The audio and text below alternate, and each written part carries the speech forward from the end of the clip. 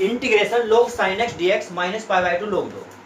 देखो अगर ये ऐसा होता ना 0 से पाई बाई 4, ध्यान समझिए, पहले तो हुआ करते थे सवाल, दोनों टाइप से अलग से होते थे क्वेश्चन ही।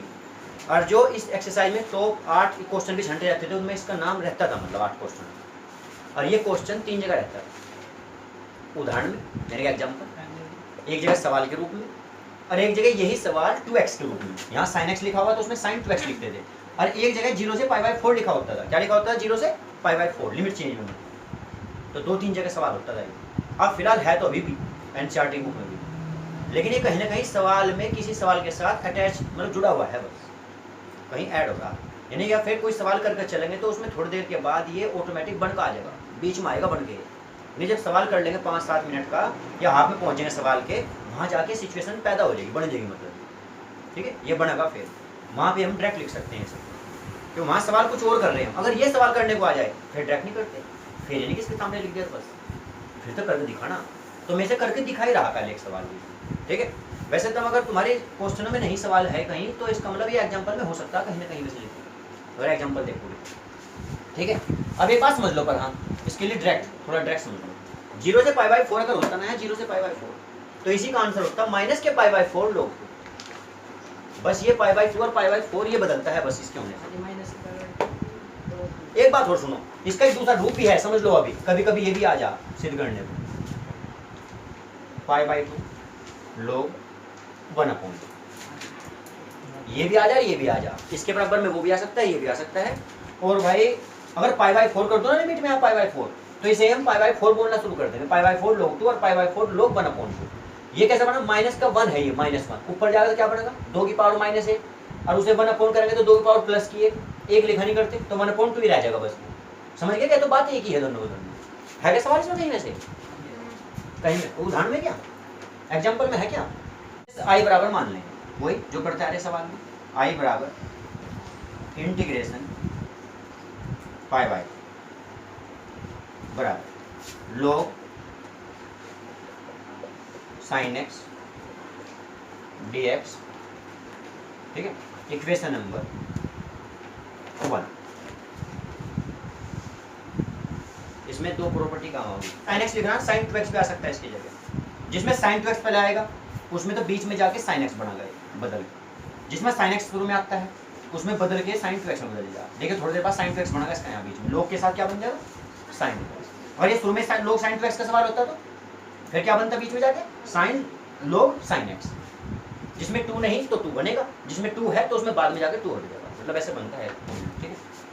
तो अब ये बन गया समीकरण एक, मान लिया। पहले तो प्रॉपर्टी वही वाली, x के स्थान पर पाई बाई 2 माइनस x रखने पर, x के स्थान पर पाई बाई 2 माइनस x रखने पर, इसके साथ क्योंकि में वो लिख के दिखा देना, इंटीग्रेशन 0 से a इंटू डी एक्स के स्थान पर a माइनस एक्स, ये हो गया। ये प्रॉपर्टी यूज कर रहे हैं, प्रॉपर्टी नंबर 3 है वैसे, तो यहाँ से मैं कर रहा है इसमें, तो आई बराबर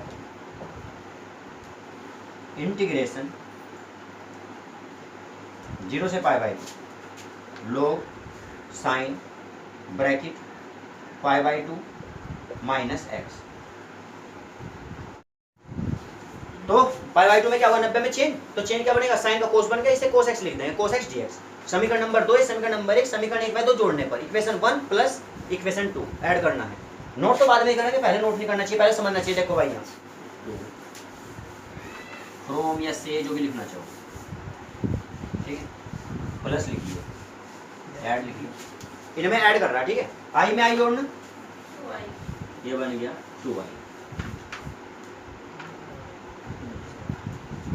0 से पाई बाई। अब ध्यान समझना है, 0 से pi by 2 log sin x plus log cos x। मैं इंटीग्रेशन भी सिंगल लगा रहा है और dx भी सिंगल ही लगाऊंगा बाहर की तरफ। इन्हें लिख के दिखा दूंगा वैसे एक बार। क्या लिखा? log sin x plus log के साथ क्या लिखा? cos x। लेकिन इन दोनों के नाम का क्या लगा देंगे बाहर? dx। तो मैंने ये इंटीग्रेशन भी सिंगल दिखा दिया और dx भी सिंगल ही दिखाया, लेकिन इनके बीच में प्लस कर दिया। तो ये बन गया log sin x plus log cos x। तो इसका फॉर्मूला क्या बनेगा? log m plus log n। जब पॉजिटिव होता है तो कहीं बदलता है? मल्टीप्लाई। मल्टीप्लाई बदल जाएगा।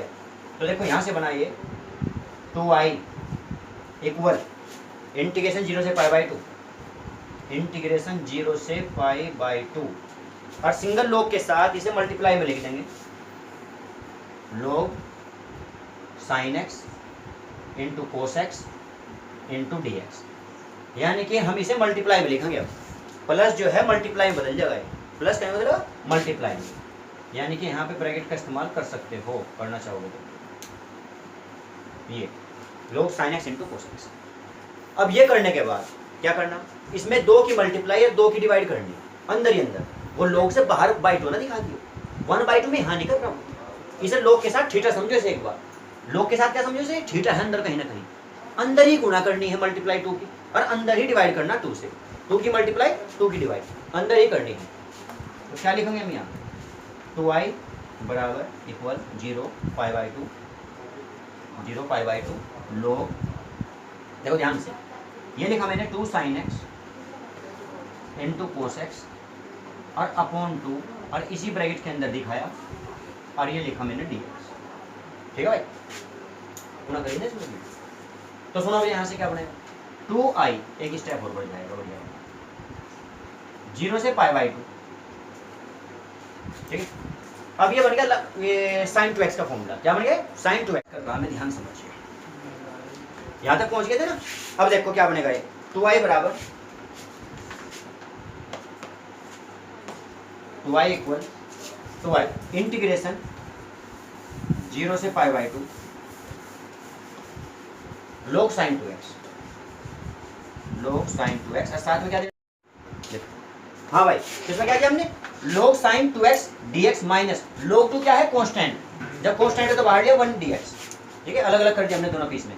अब इसे तो फिर से सोल्व करेंगे और वो इंटीग्रेशन हो जाएगा, 1 का इंटीग्रेशन x, 1 का इंटीग्रेशन x और तो इसे क्या लिखेंगे π/2 लिख देंगे, बस 0 लिखने की जरूरत नहीं है। तो π/2 log 2 बनेगा, ये क्या बनेगा π/2 log 2, वो कहीं ना कहीं कंडीशन वहाँ बन जाएगी, पर इसका सोचना कि ये क्या बना, इसे देखो कैसे कैसे बना, इसका यहाँ का देखना, सोच के देखो 2i इक्वल, यहाँ पे साइड में काम करना है, थोड़ा सा काम करेंगे, देखो इसमें इसे रेज करना हम यहाँ से। अब ये काम की बात है, ध्यान समझना, sin 2x में 2x उठाया हमने यहाँ से, क्या उठाया, इसे मान लिया t, क्या मान लिया इसे लेट किया, लेट। अब 2x का डिफरेंशियल बताओ, 2x का डिफरेंशियल 2, साथ में क्या लिखेंगे, इधर क्या लिखेंगे dt, ये हो गया 2x dx dt। ठीक है, 2 अपॉन में लेके जाओ तो dx बराबर क्या बनेगा dt/2। ये क्लियर होगी बात, थोड़ा लिमिट भी चेंज कर लो भाई, सवाल तो लिमिट का है।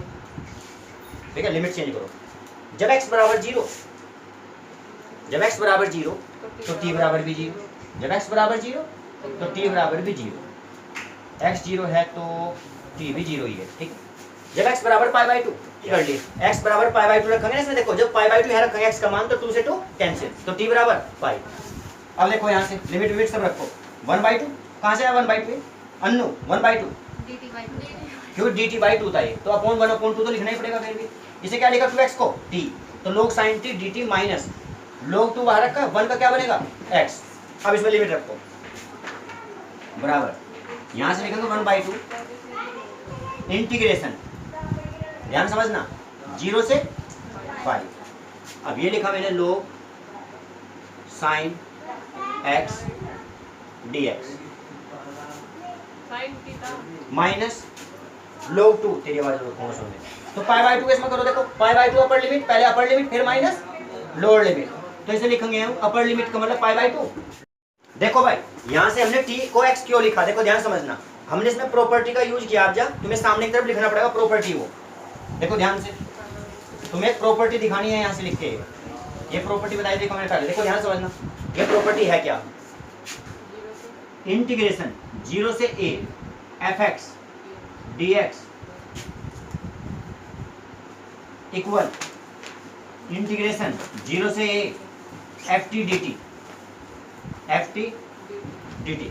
शायद तुम्हारी बुक में पहले नंबर की है ये प्रॉपर्टी तुम्हारी बुक में शायद पहले नंबर की है, ध्यान करना। क्या कहा मैंने इसमें, 0 से fx dx को 0 से a ft dt लिख सकते हैं, और ये तो मैंने तुम्हें सोल्व भी करके दिखाई दी एक दिन। देखो जब हम किसी चीज को x बराबर t रखते हैं, समझना ध्यान से बात, x बराबर क्या रखा तो बताना इसका डिफरेंशियल क्या होगा। x का डिफरेंशियल तो क्या लिखेंगे बस, t का डिफरेंशियल 1 तो क्या लिखेंगे बस, इससे क्या हुआ dx बराबर, तो यानी कि x रखने से t रखने से dx रखने से dt रखने से कोई फर्क नहीं पड़ता। ठीक है, यानी कि अगर हम x को t लिख दे, t को x लिख दे, dx को dt लिख दे, dt को dx लिख दे, कोई फर्क नहीं पड़ रहा है। और वो भी देखो लिमिट भी देखो, लिमिट जब x बराबर 0 तो t भी 0, जब x बराबर पाई बाई 2 तो t भी पाई बाई 2, जब x बराबर पाई तो t भी पाई, यानी सब कुछ सेम ही रहेगा, उसमें कोई डिफरेंस नहीं है। एक प्रॉपर्टी है, प्रगुण है ये भी इसका। ठीक है, प्रॉपर्टी गुण धर्म प्रगुण। अब ध्यान देना भाई, तो हमने इसका यही यूज किया। देखो अब हमने t को क्या लिख दिया x, dt को क्या लिख दिया dx, लिमिट में कोई इफेक्ट नहीं हुआ। लिमिट क्या थी 0 से पाई, 0 से पाई, सेम का सेम। बात सुनवाई क्या। अब ये कहीं ना कहीं देखो पहले ये 2x में बदला था, फिर 2x को हमने t मान के काम करा, और उसके बाद ये फिर से वही बन गया जो स्टार्टिंग में लेके चले थे। देखो बन गया क्या, वो इक्वेशन नंबर 1 जैसा बन गया। अब इसे हम क्या लिखेंगे यहाँ से, आई, क्या लिखेंगे इसे आई। तो एक बात और सुनो, इसमें प्रॉपर्टी और लगानी है, देखो ध्यान समझना। प्रॉपर्टी देखो